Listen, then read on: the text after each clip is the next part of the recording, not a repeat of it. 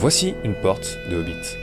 Elle n'ouvre pas sur un trou déplaisant, sale et humide, rempli de bouts de verre et d'une atmosphère sointante. Non plus qu'un trou sec, nu, sablonneux, sans rien pour s'asseoir, ni sur quoi manger.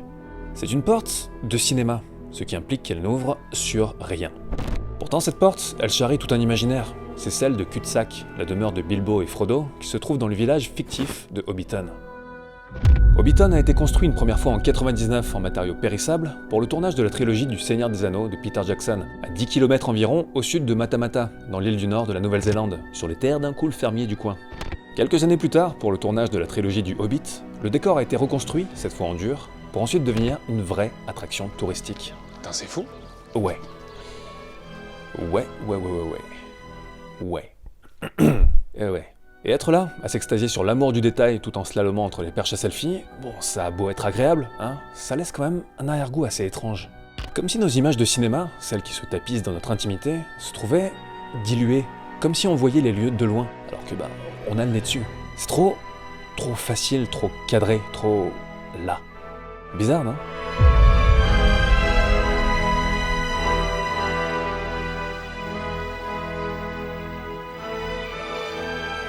T'es occupé ou... On peut pas être tranquille.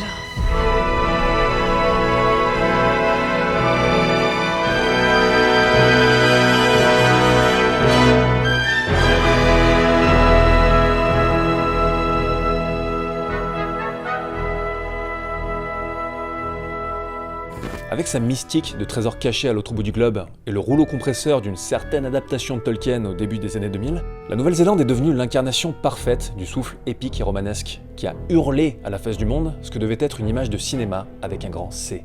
Cela étant dit, 20 ans après Le Seigneur des Anneaux et son impact profond, le monde du cinéma a énormément changé. Et aujourd'hui, je vous avoue que j'ai un doute. Une image de cinéma, c'est quoi au juste ?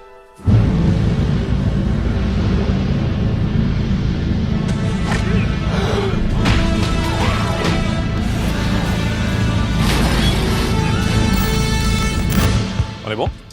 On est bon. Flore Maquin, bonjour. Ça va? Ça va, et toi?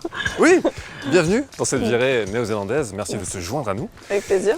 Tu es une graphic artiste. Est-ce qu'on peut te présenter comme ça ? Ah oui, parce que c'est ce que je préfère, parce que c'est le terme qui peut englober le plus de choses, je trouve, parce que vu que je fais de l'illustration, du digital painting et du graphisme un peu plus global, je trouve que ça me correspond bien. Du coup, il y a beaucoup de gens qui te connaissent, surtout grâce aux affiches 2018 et 2019 du Festival de Cannes. Mais en dehors de ça, bien sûr, ça fait quelques années que tu produis toute une œuvre qui tourne autour du portrait, des portraits assez conceptuels, bourrés de couleurs pétantes, de contrastes, axés autour de la pop culture. Et justement, comme tu as ce regard axé sur l'image, j'avais envie de solliciter ce regard.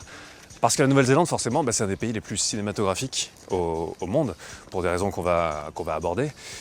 Et se pose la question de l'image de cinéma. Qu'est-ce que c'est une image de cinéma aujourd'hui et en quoi tous les films qui ont été tournés ici développent ce côté image de cinéma. Quand je te dis Nouvelle-Zélande et cinéma, qu'est-ce que ça t'évoque spontanément ? En première image, je pense que j'ai vu de la Nouvelle-Zélande au cinéma, c'était le Seigneur des Anneaux qui me l'a montré, je pense, j'avais 10-11 ans quand c'est sorti, donc c'était vraiment ce truc-là de grands espaces, très verts. Un petit film indépendant qui mérite d'être connu. Bien sûr. Du coup, écoute, partons explorer ? Ah oui. Eh bien, allons-y, par là ! Mordor Gandalf. Is it left or right? Left.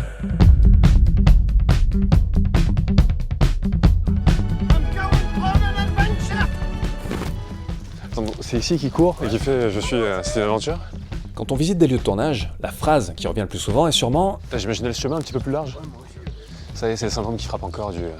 Je pensais que c'était plus grand. Tout le temps, sur tous les sets. mais parfois, tu fermes simplement ta gueule. Ça a été le cas avec notre première halte, la plage de Karakaré, tout en haut de l'île du Nord. Une plage qui a abrité le tournage du début mémorable de La leçon de piano de Jane Campion, un film qui a remporté la Palme d'Or à Cannes en 1993 Jane Campion for the piano. et a fait une razzia d'Oscar l'année suivante. La leçon de piano raconte comment Ada, une écossaise muette, est envoyée en Nouvelle-Zélande au 19e siècle pour épouser un colon. Et bon, on va pas se mentir, avoir sous la main un lieu comme ça, avec son sable sombre, ses reliefs étranges et son mur naturel impressionnant qui borde son flanc nord, c'est plutôt du pain béni. Cette plage-là, je n'ai jamais vu autre part que dans ce film. Je trouve que c'était hyper iconique par rapport au film. Tellement en fait que beaucoup de gens qui n'ont pas vu le film ont quand même été très marqués par son affiche iconique, qui reflète bien la sensation qu'on peut avoir sur place en tant qu'outsider.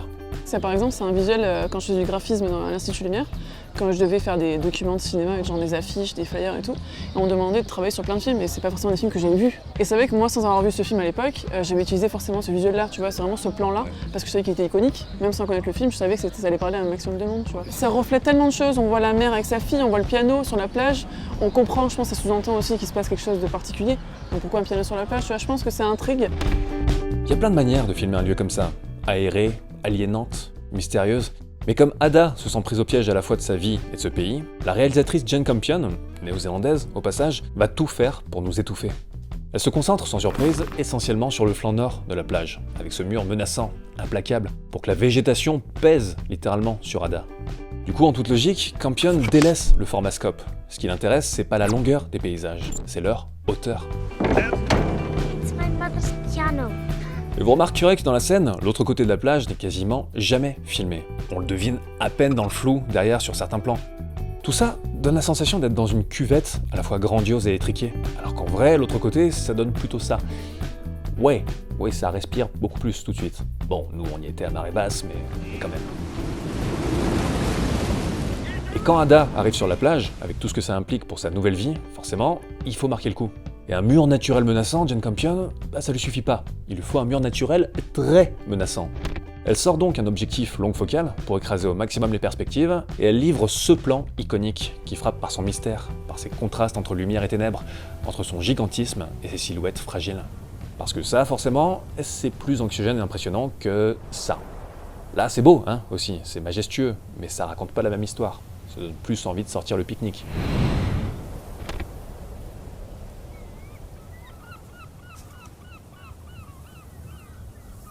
Tout dans cette plage appelle au grand écran, au souffle. Et le fait que le premier choc visuel sur place ne soit pas venu du Seigneur des Anneaux, c'est pas pour me déplaire en fait. C'est même assez parlant.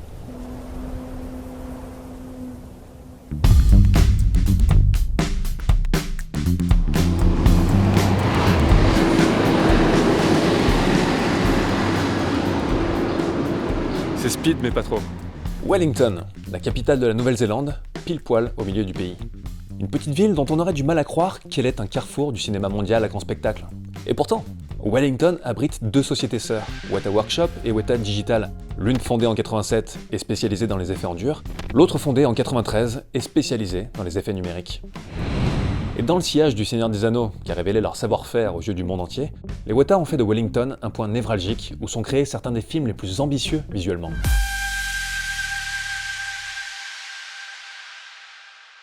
Ok, super. Well, thank you for having us again. My pleasure. Ce monsieur, c'est Ben Hawker, l'une des légendes vivantes à Weta Workshop, qui est spécialisé dans les concepts de créatures, les maquillages ou les accessoires, sur des films comme King Kong, Avatar ou Le Seigneur des Anneaux, comme c'est étrange. Plus récemment, il a aussi été directeur artistique sur le dernier Ghost in the Shell. Alors bon, je porte pas spécialement le film dans mon cœur, mais on peut pas lui enlever sa force visuelle.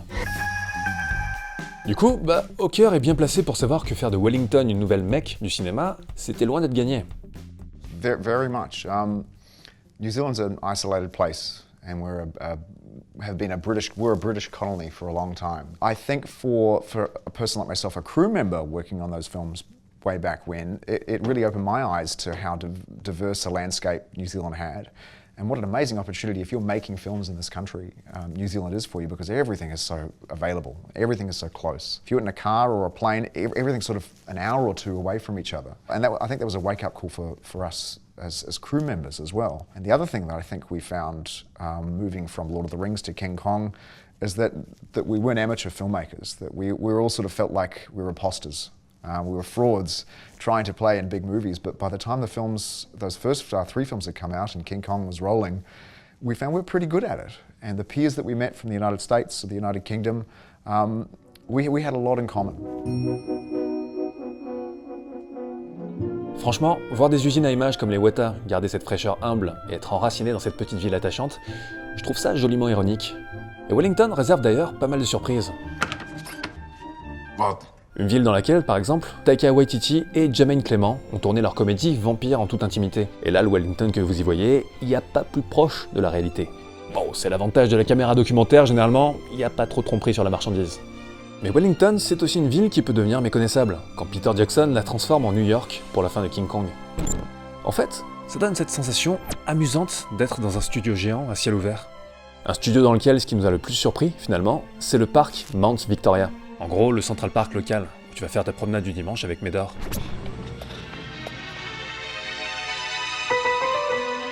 Un parc à côté duquel se trouve déjà la maison menaçante de Branded de Peter Jackson, sa pochade gore sortie en 92 qui a bien forgé sa réputation de Sam Raimi Kiwi.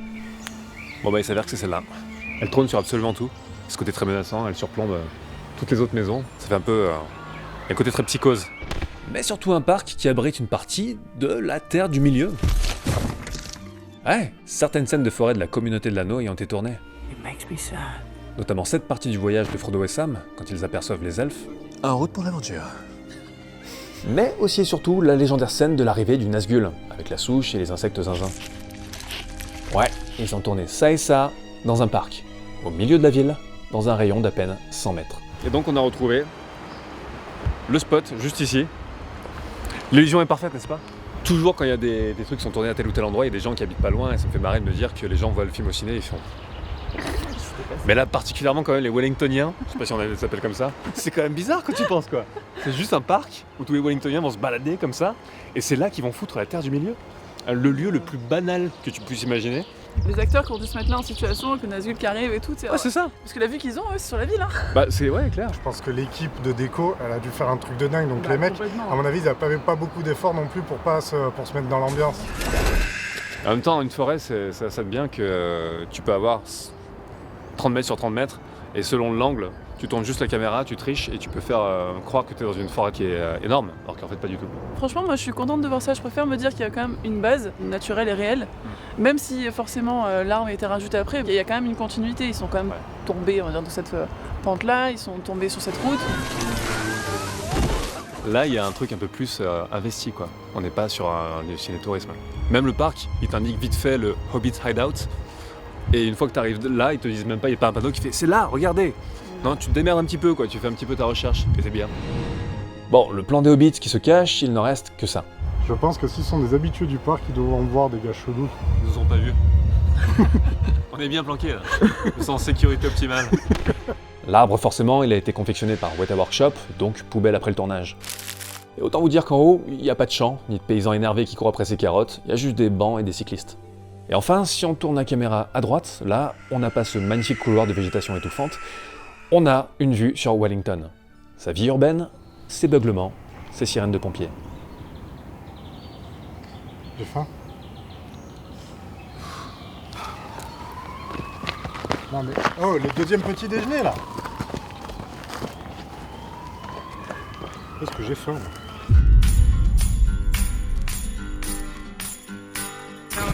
Les cinéastes, c'est comme tout le monde, ils ont leurs petites habitudes.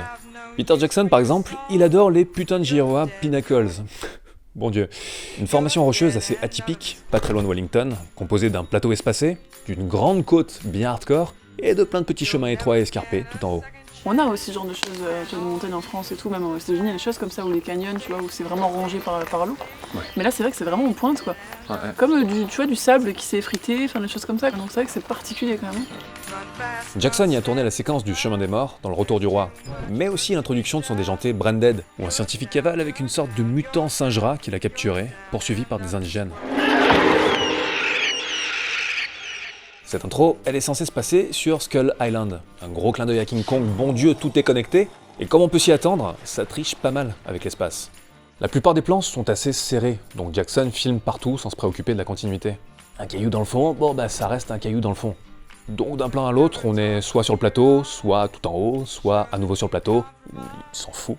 Et quand les gars déboulent vraiment sur le plateau tout en bas, après s'être fait courser dans les petites descentes, bah il suffit de faire un arrêt sur image pour se rendre compte qu'ils déboulent sur un petit monticule et que derrière, c'est impraticable. Et comme ça va vite, bah on se pose tout simplement pas la question. Système D, encore et toujours. I'm a New Zealand zoo official, and this monkey is going to Newtown.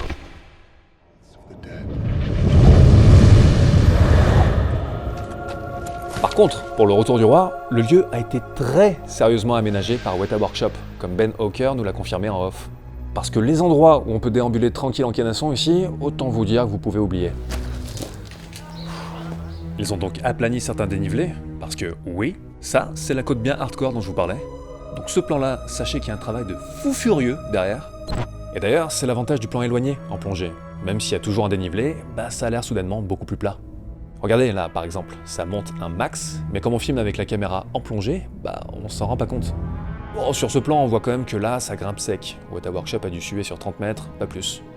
Selon Ben Hawker, Weta a aussi resserré certains couloirs. Donc là, ça m'étonnerait pas qu'il y ait eu quelques ajouts artificiels. Et en dehors des quelques plans larges qui ont demandé l'essentiel du boulot, les acteurs sont filmés très serrés, école Branded.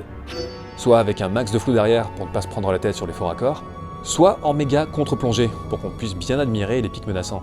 Et là, l'avantage, c'est que tu peux oublier le sol, les chevaux et même Gimli. Il est où Gimli? T'es pas censé être derrière, Non, laisse tomber. Oh. Bon, et là, on arrive en studio. Non, désolé, cette porte n'est pas sur place.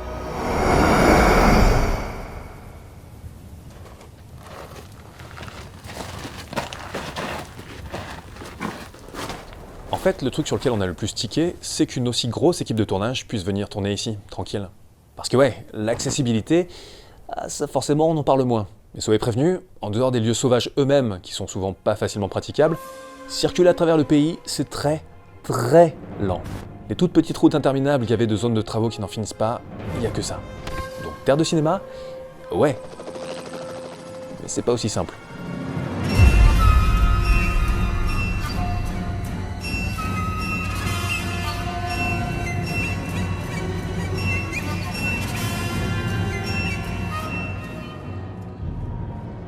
Ça, c'est Elephant Rocks, tout près de la ville de Duntroon, dans l'île du Sud.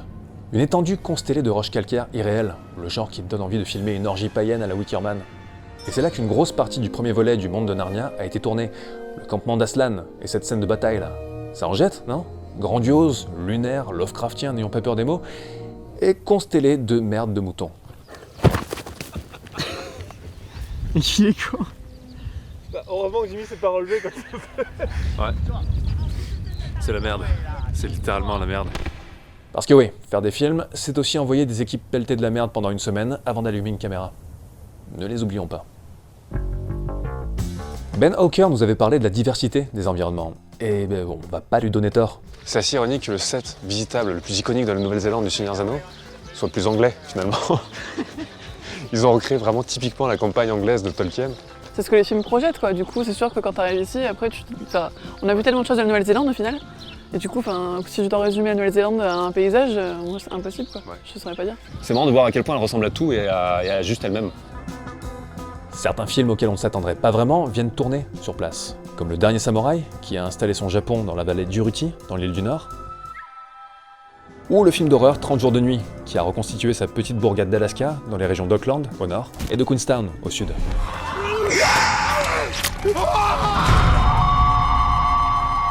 Et là, les gars, c'est indétectable. Bon, j'imagine facilement que le pays a une fiscalité attractive pour les tournages, bien sûr.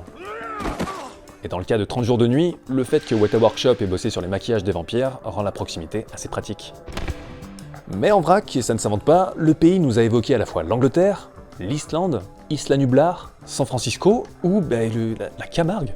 La putain de Camargue. Come on! Where's that? France, I think. Je veux dire, simple exemple, à 2 heures en voiture de la leçon de piano, on a le Mordor, ou plutôt les volcans Nguaraoe et Ruapeu, à mes souhaits, qui au passage, malgré les roches coupantes, sont des lieux plutôt plaisants. Le Mordor est une station de ski avec des noirs chalets.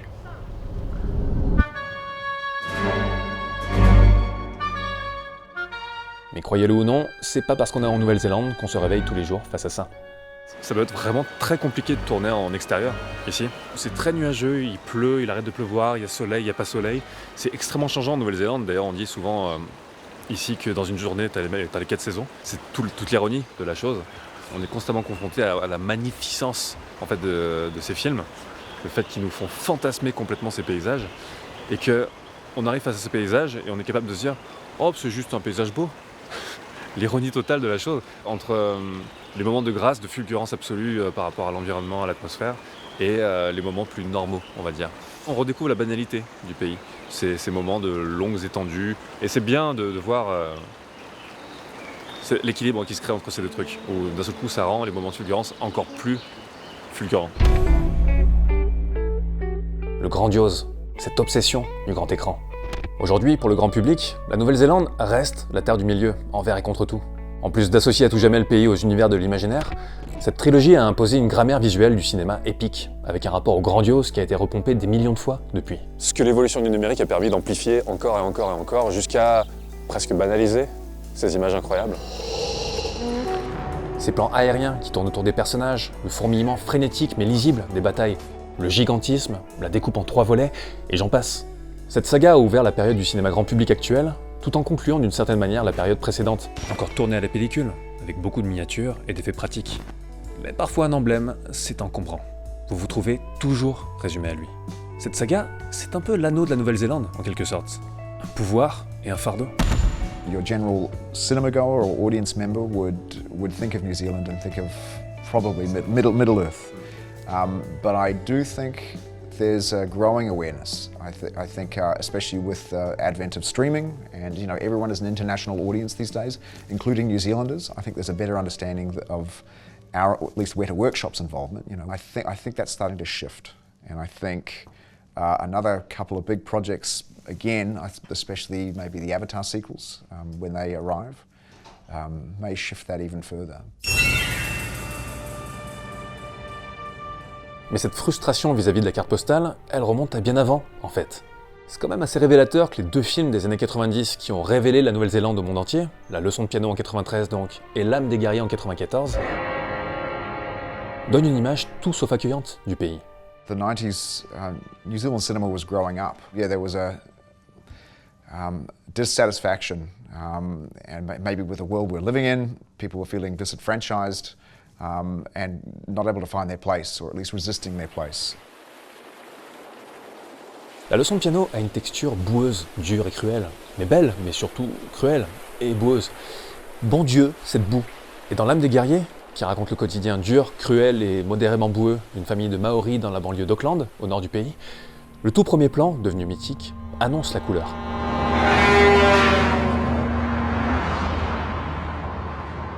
Voilà ce qu'on en fait de la carte postale. Voilà l'autre réalité du pays, celle des populations défavorisées, de la violence conjugale, des racines bafouées. It'll be difficult to shake that Middle Earth tag. Especially because we still, we have Hobbiton up north where people go to visit. It's still a big part of tourism in New Zealand. The government likes to keep that running because it's good for us. It's a good thing to be associated with. No one's ashamed of it. It's a piece of our film history, and we'd be mad to dismiss it. I don't think anyone wants to let that go, but everyone wants to grow up, and I think throw off those shackles of being a one-note location.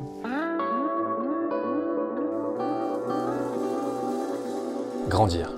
Ouais, mais les images de cinéma marquantes, la Nouvelle-Zélande n'a pas attendu le Seigneur des Anneaux pour en produire.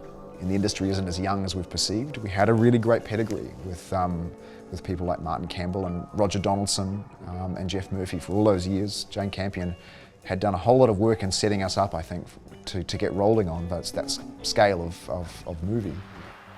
What happens when an ordinary man is pushed to his limit? Sans surprise, vu la situation du pays, le cinéma néo-zélandais a souvent été traversé par les thèmes de l'isolement et de la recherche d'identité, quel que soit le genre. Qu'il s'agisse de drame intime ou de science-fiction, comme avec The Quiet Earth par exemple, un post-apo de 85 que j'adore et vous recommande chaudement, qui a été tourné à Auckland et ses environs, et qui parle littéralement du dernier, a priori, survivant sur Terre. Là, niveau isolement, on est servi. En mode rue déserte, 28 jours plus tard avant l'heure, vision saisissante en veux-tu en voilà. Et d'ailleurs, Geoff Murphy, le réalisateur, travaillera plus tard en tant que réalisateur de seconde équipe sur Le Seigneur des Anneaux.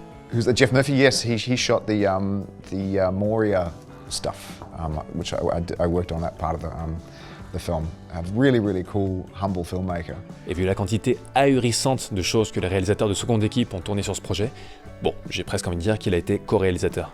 Allez, soyons fous. The difficulty I think you have becoming a successful filmmaker in New Zealand is what we call brain drain, which is you become a filmmaker and you leave. Like Martin Campbell or Roger Donaldson, I think we lose a lot of our best talent. We're a tiny nation, and the kind of budgets that you would want for telling bigger stories or stories that don't reflect only those local stories, you need to go looking further afield for them. Cela dit, d'autres ont fait la démarche inverse. Peter Jackson, par exemple. Il a joué un rôle essentiel en bataillant pour maintenir ses productions plus ambitieuses en Nouvelle-Zélande dès 96 avec Fantôme contre Fantôme. Je rappelle que le film est censé se passer dans une petite ville des États-Unis, sauf qu'il a été tourné principalement dans la petite bourgade de Littleton, dans l'île du Sud. No more Mr. Nice Guy. I'm gonna get rough. Ce qui lui donne une étrangeté discrète mais fascinante. Aujourd'hui, celui qui correspond le plus à ce que décrit Ben Hawker, par contre, c'est Taika Waititi, avec la carrière qu'on lui connaît. Scripper. Can you stop calling me dad? Sounds weird. Regardez Boy, d'ailleurs, très ancré dans ses racines néo-zélandaises. C'est son meilleur, là où il manie son cinéma doux amer avec le plus de profondeur. Le grandiose, il est aussi intime.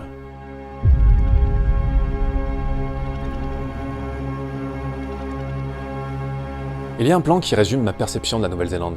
Un plan qui m'a transpercé la rétine au point qu'ici, une partie de moi l'a cherché partout. Celui-là. Gandalf qui chevauche dans les plaines. Il capture tout. Ce paysage démesuré, ces couleurs très contrastées, cette végétation souvent d'un jaune intense que j'aime appeler les touffasses du Rohan, les montagnes sombres saupoudrées de blanc. Des contrastes qui ne sont pas juste un tour de passe-passe à l'étalonnage. On les retrouve vraiment ici, particulièrement à certains endroits, comme la région de Queenstown par exemple, dans l'île du Sud. Et notamment avec l'improbable lac Pukaki, dont les couleurs te donnent l'impression d'avoir pris du LSD, et au bord duquel cette scène du 3e Hobbit a été tournée, ironiquement en désaturant au max les couleurs, parce que les personnages se trouvent dans une situation, moyennement cool. Ouais non, il y en a marre de ces paysages qui défoncent, banalisez-moi ça. Et du coup, quand des films aussi différents que la trilogie du Hobbit ou X-Men Origins Wolverine viennent tourner dans la région de Queenstown, même inconsciemment, on ressent un lien, même si parfois on préférait oublier. Oh bon Dieu qu'on préférait oublier. Vraiment ? Vraiment ?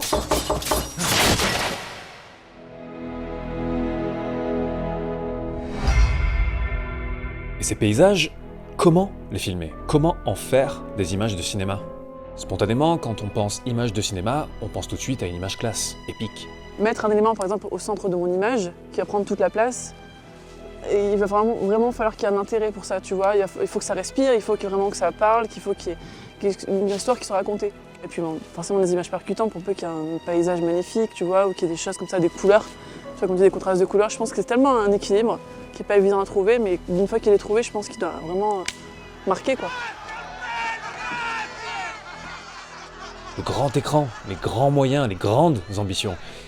Et c'est finalement assez vieux jeu. Comme si faire du cinéma, ça se résumait à magnifier. Bon par contre, ça explique pourquoi 9 fois sur 10, un lieu a l'air plus petit, en vrai. Même Mount Sunday, par exemple, dans l'île du Sud, une colline où ils ont reconstitué Edoras, la capitale du Rohan dans Le Seigneur des Anneaux. Et se dire ça, c'est improbable, tellement le truc à l'écran est spectaculaire. Mais tu vois, par rapport au film, bon, c'est pas la même période aussi, je pense, mais le film c'est beaucoup plus sec, beaucoup plus jeune. Au final, ouais, c'est juste une colline. Bon, une très belle colline bien sûr, mais c'est là qu'on voit que l'habillage du décor est parfaitement pensé. Les remparts qui allongent Edoras, les maisons très serrées qui évoquent une grosse population, la cahute de Théoden qui rehausse encore le lieu. Et ce plan fait aussi presque illusion d'optique, en plaçant la montagne derrière dans la continuité exacte d'Edoras. Du coup, sans y faire attention, on lui donne la même majesté. Pareil pour les plans aériens, filmés en longue focale, qui rapprochent les montagnes derrière et font passer la butte pour quasiment aussi imposante. Voilà, ça c'est dans les deux tours, hein. Mais par contre dans le Retour du Roi, filmé comme ça, soudainement ça a l'air plus petit. Là on a le truc plus au naturel. Finalement le plus impressionnant, c'est de filmer d'en haut. Là tu captes sans problème à la fois le vertige et l'immensité. Et sinon en haut, le vent je vous raconte pas, il y a des preneurs de son qui ont dû perdre de l'espérance de vie. Bah là je viens de me faire une pipe, hein. J'ai mis mon pied dans un gros truc spongieux. Et bref, j'en étais où ? Historiquement, le cinéma s'est d'abord défini via un lieu, puis en opposition à la télévision. On pouvait identifier ce qu'était un film de cinéma, qui bénéficiait de beaucoup plus d'ambition et de temps. Sauf qu'aujourd'hui, streaming, écran portable, équipement de qualité à la portée de tous, home cinéma, révolution des séries, et j'en passe, les contours de ce qu'était le cinéma ont littéralement explosé. Et maintenant, les séries ont encore autant de potentiel que les films. Et maintenant, la définition de cinéma, je pense qu'elle commence à... Tout le monde arrive un peu au bout, tu vois. Des images d'une qualité technique qui fait cinéma, on en trouve partout, sur grand, moyen ou petit écran. It's such a sadness that you think you've seen a film on your fucking telephone. Et du coup, le cinéma, c'est quoi? Un lieu, une durée, des moyens? Par simple habitude, on continue à jongler avec un mot valise qui devient de plus en plus flou, pour ne pas dire vide. On agite le passé, faute de repères modernes clairs. Le seul problème de l'image de cinéma aujourd'hui, c'est peut-être son nom. Si tout est cinéma, plus rien n'est cinéma. Ok, profitons d'être à Queenstown et prenons cette montagne cossue, là. Un plan assez lambda, cadré à l'arrache. Bon déjà, posons les caméras et faisons un cadre un peu plus symétrique. Ok, maintenant rajoutons un étalonnage pour bien faire ressortir les couleurs et ajouter une touche vintage. Oui. Et tiens, tant qu'on y est, rajoutons les bandes du scope. Là oui, là tout de suite, ça fait plus cinéma, hein. Et j'allais oublier, faisons un petit travelling avant, lent, discret. La petite touche qui va bien.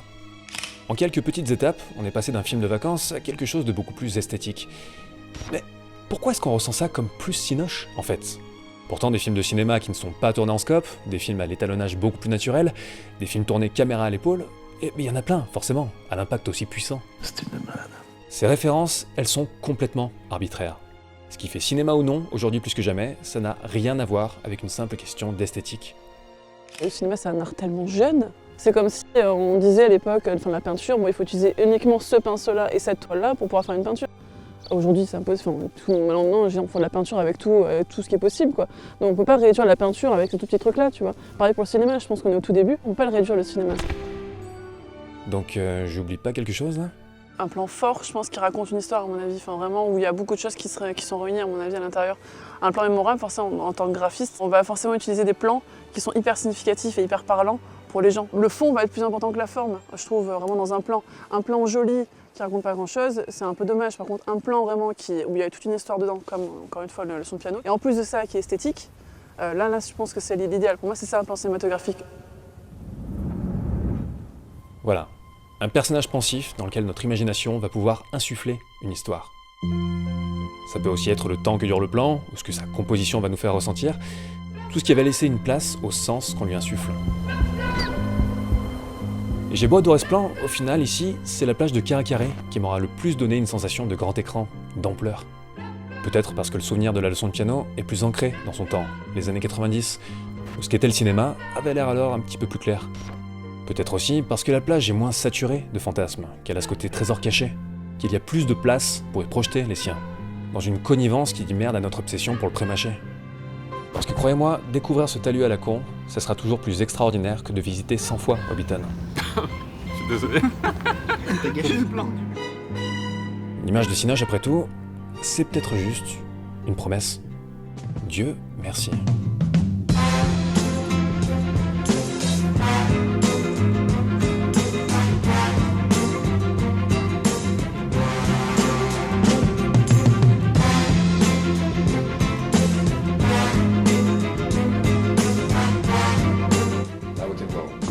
Shit!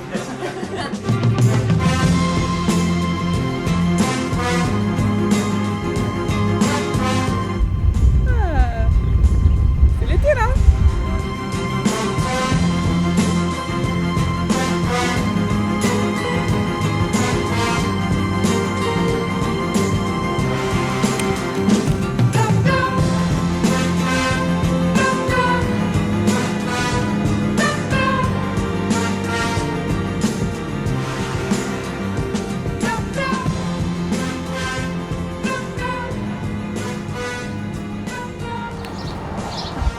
On va le revendre sur eBay.